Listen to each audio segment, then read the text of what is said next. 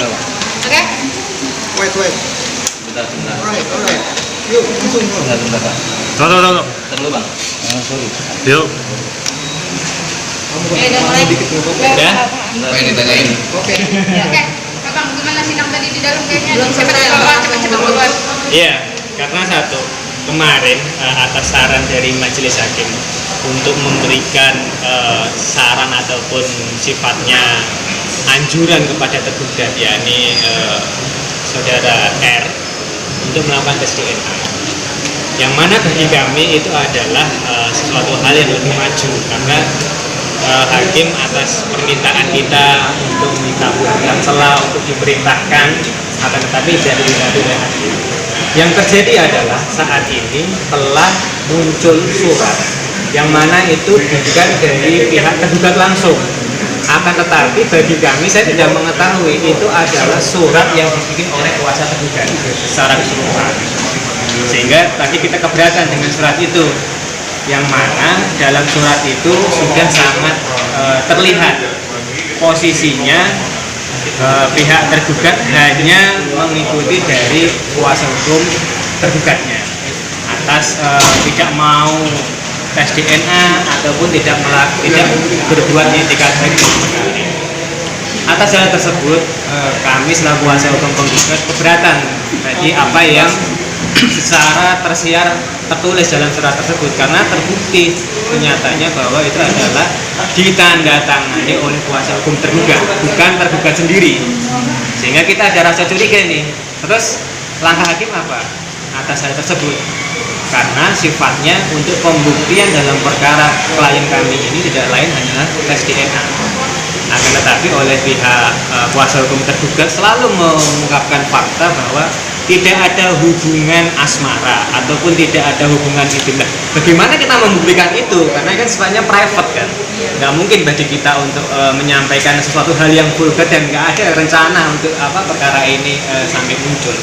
Sehingga kami tadi mengikuti ataupun berdasarkan dengan pasal 164 HIR terkait hukum acara perdata, yang namanya bukti yang terakhir adalah sumpah, yang mana tadi saya mengajak klien kami untuk duduk di depan hakim majelis, niatnya ketika memang dikabulkan untuk langsung melakukan sumpah pemutus baik subrogator maupun fuqaha. Akan tetapi yang terjadi oleh hakim itu tidak diberikan, sama sekali tidak diberikan, karena dia beranggapan bahwa ada sudah cukup bukti, akan tetapi dalam perkara ini kami masih sangat minim dan kurang, karena yang kita mintakan adalah pertanggungjawaban ayah biologis, sehingga kalau hanya sebatas alat bukti-bukti yang kita sampaikan di awal itu belum sampai mengena, belum sampai ada bahwa si tergugat R ini adalah ayah biologis, dan yang bisa memisah hanyalah tes DNA itu. Akan tetapi oleh hakim tidak diberikan, sehingga kita mengambil sikap untuk WO dari persidangan karena nggak ada jalan lain, sehingga kami masih ada rasa mengganjal dan tidak puas dengan persidangan dengan mengambil sikap itu. Sehingga dengan persidangan ini nanti apapun putusannya, kita akan melakukan upaya hukum yang lain. Apa tuh Bang? Kapan rencananya? Yang jelas untuk setelah putusan apapun hasilnya, ketika memang kita tidak sesuai, kita bisa melakukan upaya hukum banding. Di lain itu kita juga sudah ada pidananya juga sambil praktek berjalan juga. Intinya ketika memang tergugat ini tidak mau melakukan tes DNA ataupun hanya sebatas menyatakan bahwa dirinya tidak ada hubungan sesuatu, kenapa harus takut? Karena dalam beban pembuktian yang mana tadi saya sudah sampaikan dalam persidangan itu proporsional. Kita mendalilkan adanya perbuatan melawan hukum terkait dengan adanya anak yang lahir. Nah, akan tetapi tergugat sampai sekarang tidak ada tangkisan ataupun bantahan adanya mengakui anak tersebut. Sehingga ini bagi kami ini ada apa aslinya dalam saudara R ini sendiri. Tanggapan dari Mbak Windy sendiri mengenai Seperti apa Mbak? Ya sama, mungkin sama seperti kuasa hukum ya. Saya pikir ada sesuatu itu di sini. Pada saat kita minta sumpah pemutus, hakim bilang kan apabila itu bisa dikabulkan kalau tidak ada bukti, gitu ya Bang ya. kurang apa bukti? Satu-satunya bukti di kasus ini adalah tes DNA. Itu satu-satunya petunjuk. Kalau diminta tidak ada bukti hubungan intim, seperti kuasa hukum saya bilang, itu kan sesuatu yang private, sesuatu yang tidak perlu tidak kita record gitu kan. Jadi saya pikir ada ketidakadilan di sini.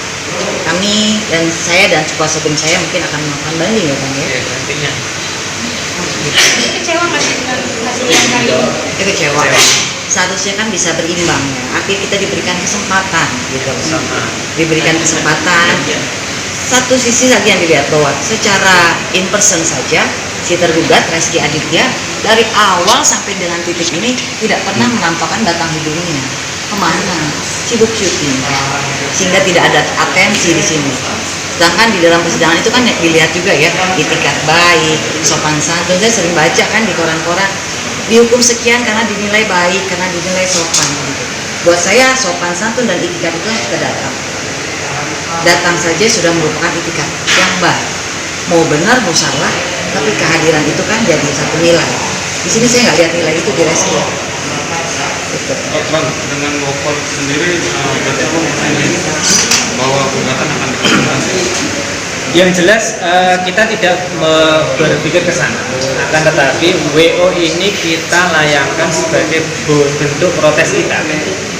Yang mana dalam hukum acara perdata pembuktian sumpah itu diakui, akan tetapi oleh hakim dengan serta-merta tidak melihat referensi yang ada, dia langsung menyatakan tidak bisa kita kabulkan subloker ataupun jutsoir, karena bagi kami itu sudah tidak ada hal yang harus kita berikan kepada penggugat. Atas kekecewaan tersebut kita WO dari persidangan. Oke. Jadi untuk sidang selanjutnya tinggal nunggu, terserah dari hakim akan memutuskan seperti apa, karena kita sudah berprinsip bahwa dalam persidangan ini ada sesuatu hal yang tidak beres menurut kami, sehingga ini adalah sebuah wajah hukum yang sangat menyejukkan, karena yang namanya putusan ataupun peradilan khususnya terkait dengan anak itu negara harus hadir. Akan tetapi negara lewat tangan kanannya pengadilan tidak bisa mengakomodir kami, termasuk menyampaikan dari awal jauh sebelum pembuktian ini selesai, yakni keinginan kita untuk memerintahkan tergugat tes DNA. Karena di dalam lembaga peradilan lain kemarin saya juga lihat di Semarang pun PN Semarang mengabulkan untuk melakukan tes DNA. Akan tetapi nggak tahu ini kenapa di pengadilan ini dengan perkara klien kami ini hal itu tidak dilakukan. Hanya sebatas memberikan saran, itu pun saran untuk jawabannya ditulis oleh kuasa hukumnya, bukan dia pribadi sendiri. Sehingga media pasti lebih tahu lah kenapa ini ada apa kan, pihak tergugat ataupun dari pihak pengadilan. Tapi ada permainan di belakang nggak sih Bang?